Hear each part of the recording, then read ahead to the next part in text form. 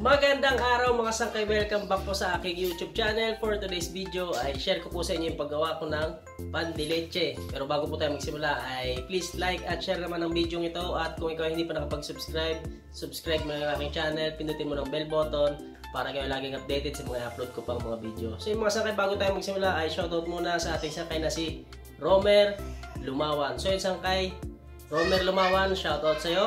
At God bless po. So bali itong ating gagawing pan de leche mga sangkay is gamit lang tayo ng mga simpleng ingredients. Mabibili nyo lamang sa pamilihan, sa palengke. Madali nyo lamang pumahanap mga ingredients natin gagamitin. So sa mga bagong susubok or unang gagawa pa lamang po ng tinapay ay kung hindi kayo familiar sa ingredients na ginagamit or gagamitin natin ay magtanong po kayo at para po maiwasan natin yung pagkakamali sa ating paggawa ng tinapay. So yung mga sangkay, bali simulan na natin ang paggawa ng ating pan de leche. Ito tayo sa ating paggawa ng pan de leche. At ayan ang ating unang ingredients, asukal. Sunod ay asin, powder milk, vanilya. Next ay tubig. Next ay lard at saka margarine. At kapag nilagay nyo na yung mga ingredients na yung nabanggit ay tunawin muna natin yung ating linagay na sukal at saka yung asin. So yun, kapag natunaw nyo na yung sukal at saka yung asin ay ilagay na natin yung ating harina. Bali yung aking harina is 1/4 kilo lamang po at gumamit ako ng bread flour.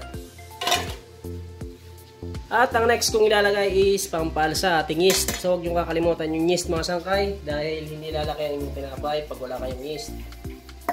Next step natin, pag nilagay na yun ay buuhin na natin yung ating dough.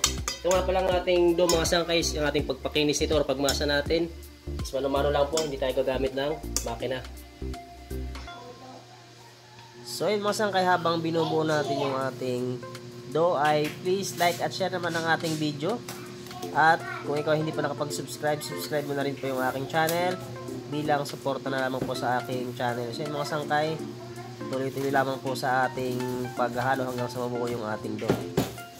So yun na yung ating dough, bali nabuo na natin. Ngayon ay pakikinisin na natin yung ating dough, mamasahin na natin. So inuulit ko, bali mano-mano yung ating pagpapakinis. So ganyan lamang po yung ating, ganito lang yung ating proseso ng pagpapakinis mga sangkay. Yan, yung tawagin to sa amin, napasok ko dati ay bagnod. So, ganito lang yung ating gagawin hanggang sa kuminis yung ating masa.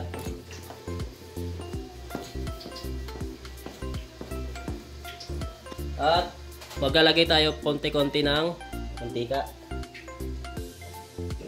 para hindi masyadong madikit yung masa sa ating kamay at para mas mabilis din natin mapakinis yung ating dough.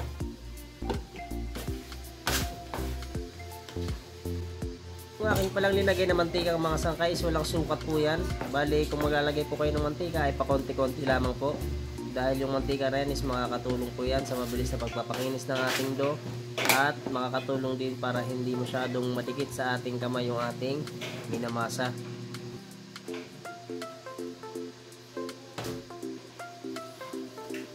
Kung mapapansin yung mga sangkay, medyo pakinis na siya, di ba? So bali yung ating diskarte niyan mga sangkay para mas mabilis na mapakinis yung ating dough ay medyo may persa po or may diin yung ating pagmamasa. Bagay didiin nyo sa lamesa. Yan, hanggang sa makuha nyo po yung kinis. Bali 3 to 4 minutes po yung aking pagmamasa niyan mga sangkay. So yun, kapag napakinis na natin yung ating dough mga sangkay, nga pala bali minasa ko lamang siya ng nasa 3 to 4 minutes. So yan, bali rest muna natin pagkatapos nating masahin. So ganyan na po yung ating itsura ng ating dough pagkatapos nating masahin mga sangkay.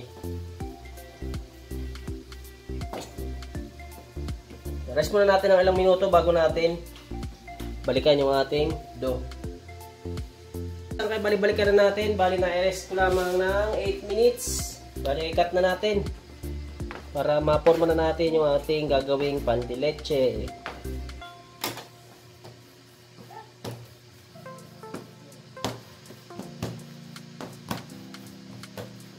Bali nasa sa inyo mga sangkay kung gaano kalaki yung gusto nyo cut. Kung medyo malaki, mas matagal siyang lulutuin.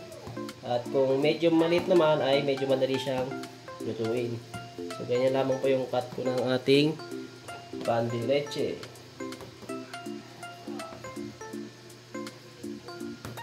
Next step, so ayan, bali na cut na natin yung ating dough. Bali popormahin na natin yung ating pan de leche. So bali bibilogin lang natin mga sangkay. At pag atin na nabilog ay diretso na natin sa ating tray.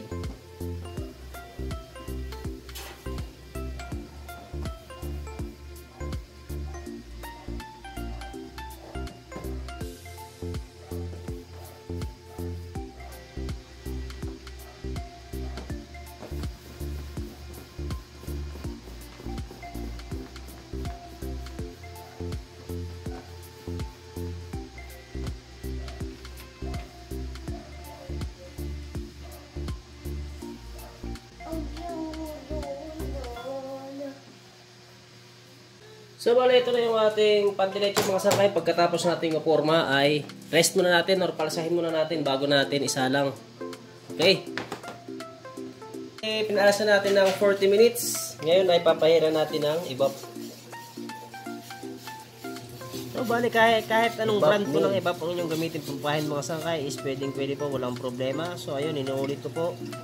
Please like at share naman ang ating video bilang suporta po ng ating video at paki-subscribe na rin po kung kayo po ay hindi po nakapag-subscribe mga sangkay. Pindutin mo ng bell button para ikaw ay laging updated kung sakaling may upload akong bagong video.